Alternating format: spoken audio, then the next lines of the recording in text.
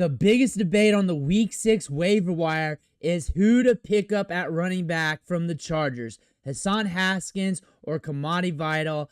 Aaron Hampton's going to be out for some time, and we got to pick up the next running back. And the question is, which running back are they going to promote up the depth chart, give them the touches, give them the workload to make them the most viable for fantasy football? We're going to deep dive the numbers, the advanced analytics here today to see which one you want. We're going to cover both of them, the good, the bad, the ugly, so you can pick the running back you want from the waiver wire this week. But before we dig in, you need to click that subscribe button right now because we're doing these deep dives every single day, going over the advanced analytics, the situation, so you know about these players so you can make your decision. On top of that, we're helping you set your lineups by doing player rankings and also looking at every single game this season. And then we're covering the waiver wire every single day throughout the week so you can make your pickups. Deeper leagues, shallow leagues, we got everything for you. Click that button. Stop missing out. Ric Flair is watching. You do not want to disappoint Ric Flair. But it all started with Aaron Hampton going down. Ankle injury. He's on injured reserve. Tweet came out by Rap. Said it shouldn't be a long-term thing, so we should expect him back. But it's also early, so just keep an eye out for that. We don't know for sure, but that's what Rap said. But now we're looking at Hassan Haskins. He's getting a lot of buzz. He was getting work throughout the season, some opportunities here and there, not a lot, some on special teams. Big running back prospect here, 228 pounds listed. Obviously, that fluctuates day to day. Kimani Vidal, the second-year running back, the rookie last year that everybody was excited about. Had some moments last year, but nothing too grand. But he's also very explosive and can win in different ways compared to Haskins. And now everybody's wondering, which running back should they pick up? But also, coming out here, coming into the arena, Gus Edwards, another running back, trading for a running back, picking up another running back. There's a possibility. There's a big possibility that could happen. And it could happen after the waiver wire pickups. That is one thing to think about because it's hard to imagine this team with their record not thinking about just doing an upgrade, especially with the offensive line issues, especially with that. It's hard not to think they're not thinking about that. So you need to think about that, how much fab you want to put down just in case that happens. Another thing, too, they could trade for like an Alvin Kamara, a Jerome Ford. Look at some of the backfields here who have extra running backs, some veterans. Rocket Sanders is on the Browns. I checked our lads. He's on the 53. There's other players to look at. I mentioned Rocket Sanders. He was with the team in training camp. He missed some practices, got cut, and that was early in training camp, but he looked good once he was out there. According to what I saw, according to what Chargers fans have mentioned, there's a lot that could happen here. There's some options right now. I'm looking at the losing teams, the 1-4 teams, and there's some options, not too many, but there's some options they could go after. Now you're looking at how they were used after Aaron Hampton went out. Kimani Vidal got 60% of the snaps, 50% of the rushing attempts, 46% of the routes. Haskins, 40% of the snaps, 50% of the attempts, 39% of the routes. Small sample. Not so surprised it was Vidal. Probably a split if Hampton misses time. So it's probably going to be a split. It's probably going to be some sort of a split. It's probably going to be a tight split. So really it's going to be based off preference. It's also going to be based off, like, who does the fantasy managers, your league mates, listen to when it comes to fantasy football advice? Because they may just put their fab all in on Haskins and then Vidal comes out on the cheap, or vice versa. That is something you need to know. That's something you need to listen to. You also need to listen to what the market's saying. Also, when you're looking at the touches here, it looks like it's split. It looks like it's split. So this could be another scenario where they roll the hot hand, or if we learn something from the Cardinals, they're going to roll with the hot hand that doesn't mess up. That's something we could see because the hot hand, the explosive hand messed up, and the other hand not messing up and looking good. That could happen. that could happen. That could be another possibility. We say roll the hot hand, but also the hand that doesn't mess up, because the hand that doesn't mess up could be just all right. And the other one could be explosive, couple big plays, but too many mess ups. That is something to throw out there, because that's the inverse effect of that. Now you got these two running backs. It looks like there's a little split here in the workload. I asked Grok on Twitter. I asked him to go through all the tweets from the last 24 hours, analyze them. I wanted the volume of tweets, who got the most, who was getting the most volume, and then who was getting recommended the most. That way we get a look at the market. It recommended Hassan Haskins. More people were talking Hassan Haskins up as the pickup off the waiver wire. It mentioned from the tweets that you should spend 20 to 30% of your fab on him. Vidal's also getting mentioned a lot, but a little less than Haskins. So there's a chance that your league goes after Haskins more than Vidal. There's a probability that you may just like Vidal more because he's cheaper off the fab and you just want to spend less because you think this backfield's going to be a mess. It's up to your strategy here. And if you're looking at these two running backs, it's hard to predict right now because Haskins has been out on the field throughout the season. Kimani Vidal, though, plays it differently, more explosive. He's gotten work in the passing game. Haskins has a history with Harbaugh. And then there's a chance they bring in another running back. So if that happens, do you want Vidal just on the cheaper here, 10 to 20% of your cash? Or do you want to just go on Haskins and just hope he gets the goal line work and the goal line touches? That is what you're looking at here. This is another way you can analyze this. The market is saying Hassan Haskins because he's getting brought up the most up on Twitter. But the market's also pretty heavy on Vidal. You're looking at their athletic specs. Haskins and Vidal, just on paper, they look like they would blend well together. Like if you had to use them as a committee, they look like they would blend well together. That's another thing you want to point out here. Haskins has the size. He's got good vision from what we saw at Michigan. Very small sample here at the NFL. 4.57 40-yard dash. Not the fastest running back. That was some time ago. Sometimes that gets faster and slower throughout the ages, usually slower. 25 years old. Kimani Vidal's 24 years old, but very explosive. You see it on the field. 4.46 40-yard dash, 213. So he's not a small back. He's actually very compact, has a higher BMI. Speed scores better, but also played at Troy where Haskins was at Michigan. Different levels of competition, and you're looking at the production here at the NFL level. Both of them just small sample running backs. You got 13.1 points on the high end with Vidal. That's him making a big catch there against Denver for a score, if I remember right, or a long gain. I remember that. I remember the play. I can see it in the back of my head. Downfield by the sideline catch, long play. I can't remember. I have to look it up if he finished it off with a score, but that was the big play. That was the modicum of his 13.1 PPR fantasy points. And Haskins, drafted in the 4th round, went to the Titans, didn't get anything in 2023. Last year, got a little bit of work, not so much. And you're looking at what they did in college, because we're looking for any indicator we can figure out.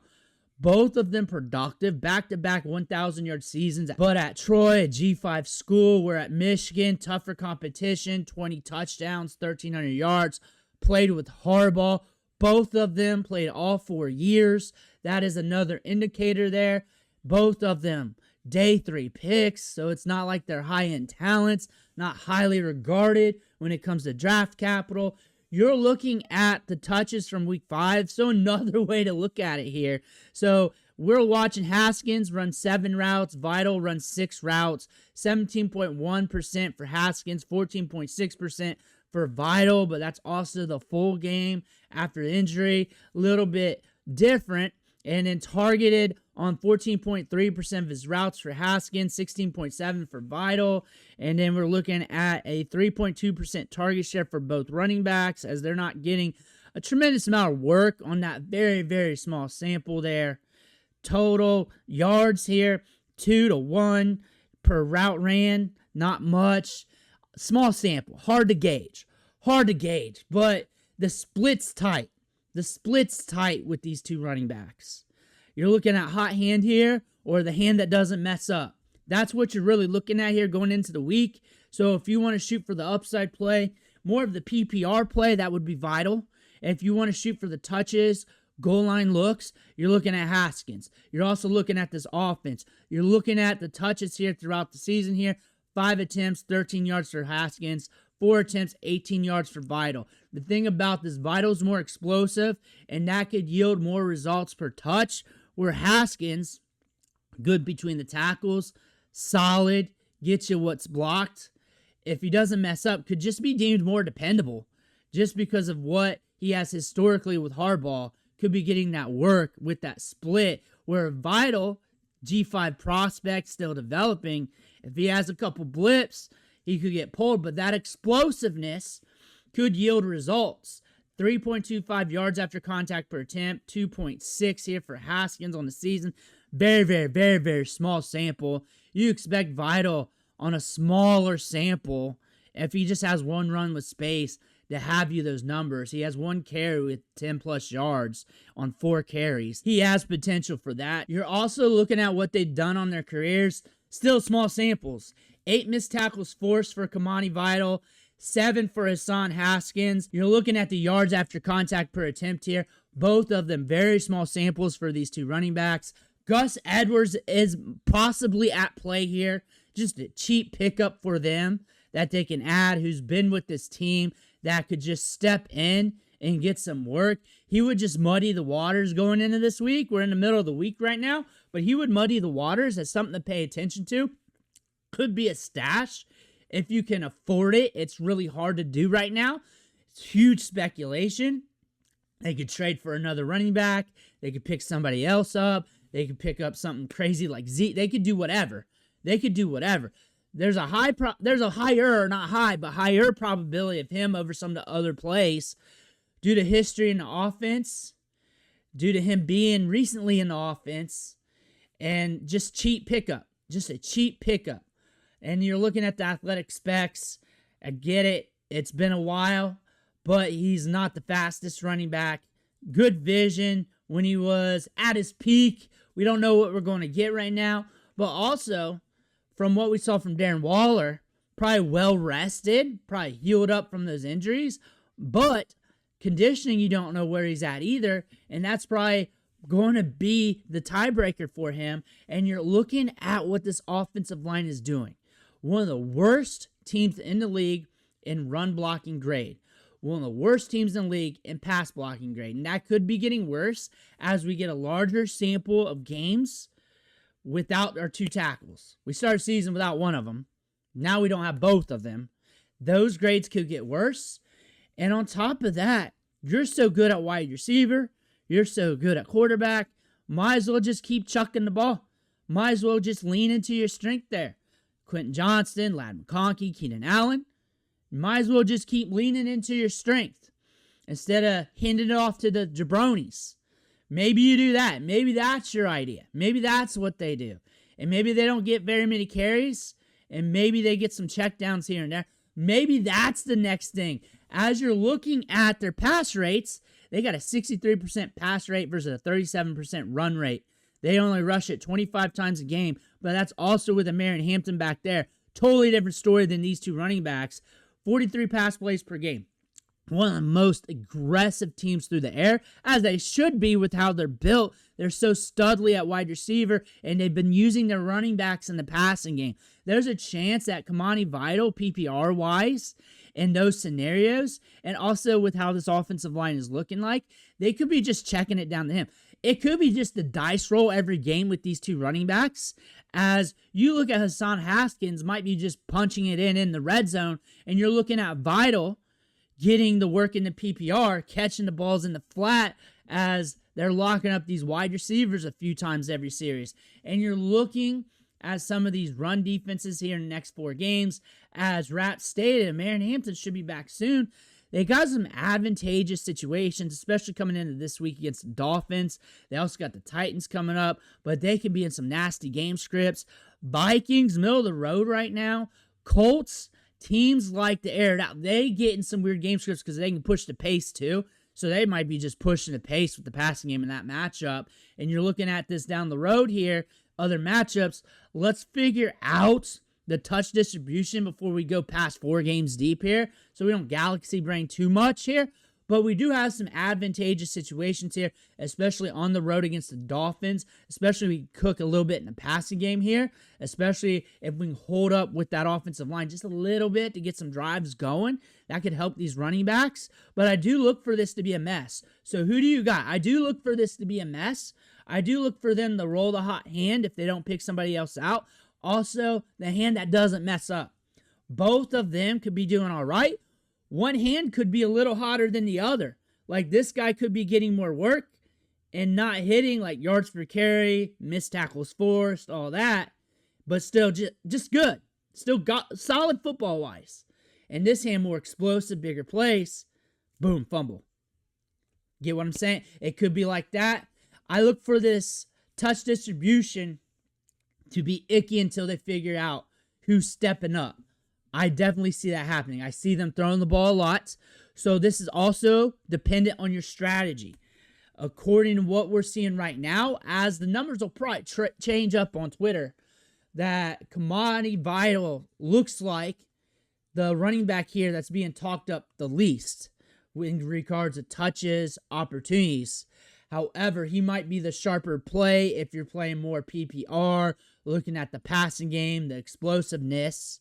And then Hassan Haskins has been talked up. And my guess, a lot of people were talking him up due to him getting touches, snaps prior to the injury. But we know that could flip. And I think this is going to be more of a hot hand, more of a not being a cold hand scenario too. And them using and implementing the strengths of both running backs while leaning more into the passing game. So that could lean more to Vidal. Really, they should be leaning more in the passing game when you look at their strengths and you look at some of these game scripts coming up, especially against the Colts. However, I can definitely see Haskins getting a bulk of the work up the gut, getting that work and just slamming it up the gut, getting those plays and getting those red zone looks. I think I would want just the cheaper one. The cheaper one in your league could be different from what Grok said. Grok said from analyzing tweets that was Vidal. I can definitely see big fantasy football, depending on who you look at, say that Vidal is the play to get, making him more expensive. So you need to know your league and what you want to do. I would not blow too much fab on this situation.